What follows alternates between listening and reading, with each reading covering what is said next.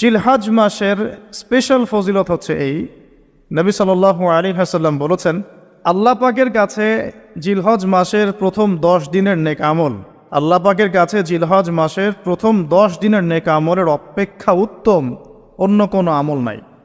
সাহাবীরা প্রশ্ন করলেন যে ওয়ালাল জিহাদু ফি সাবিলিল্লাহ ইয়া রাসূলুল্লাহ, আল্লাহর রাস্তায় জিহাদও কি নয়? নবী সাল্লাল্লাহু আলাইহি ওয়াসাল্লাম বলছেন ওয়ালাল জিহাদু ফি সাবিলিল্লাহ, এমন কি আল্লাহর পথে জিহাদও নয়, তবে সেই ব্যক্তির কথা ভিন্ন যে ব্যক্তি তার মাল এবং তার নফস নিয়ে বের হয়ে গেছে কিন্তু এটা কোনো কিছু নিয়েই ফেরত আসে নাই, মানে সে শহীদ হয়ে গেছে, সেই ব্যক্তির কথা ভিন্ন। বাকি এই 10 দিনের নেকা আমল আল্লাহ পাকের কাছে অন্য সমস্ত নেকা আমল চাইতে শ্রেষ্ঠ এবং উত্তম। আল্লাহ পাক সূরা ফজরের মধ্যে এই 10 দিনের কথা বলেছেন, ওয়াল ফজরি মানে প্রভাতের কসম বা ফজরের কসম, ওয়া লায়ালিন আশর এবং 10 রাতের কসম। এই ওয়া লায়ালিন আশর 10 রাত বলতে মুফাসসিরিনে কেরাম এই জিলহজের প্রথম 10 দিনকে বোঝান, এই 10 রাতকে বোঝান। আবার সূরা ওয়াস সামাই যাতিল বুরুজ, আমরা সূরা বুরুজ পড়ি, ওয়াল ইয়াউমিল মাউউদ ওয়া শাহিদি ওয়া মাশহুদ, এখানে শাহিদ বলতে আরাফার দিনকে বোঝানো হয়, ওয়া মাশহুদ বলতে জুমার দিনকে বোঝানো হয়। তো এই আরাফার দিনও কিন্তু এই 10 দিনের মধ্যেই পড়ে গেছে।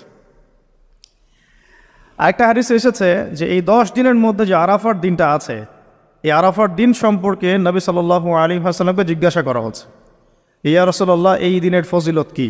নবী করিম সাল্লাল্লাহু আলাইহি ওয়াসাল্লাম বলছেন, আহতাসিবু আলাল্লাহ, আমি আল্লাহর কাছে আশা করি যে এই দিন মানে আরাফার দিনের সিয়াম রোজা, এটা কি হবে?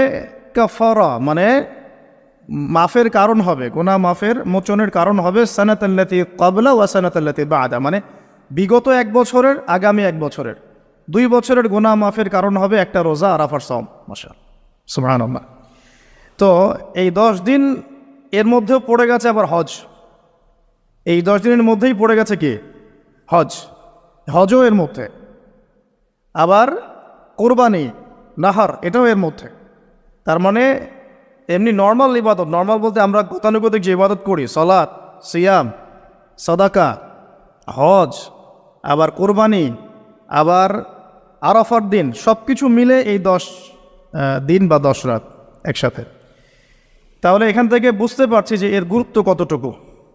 এখন প্রশ্ন হচ্ছে আমরা এই 10টা দিন কিভাবে কাটালে পরে একটি ইফেক্টিভ 10 ডেজ কাটাতে পারবো জিলহজ মাসের।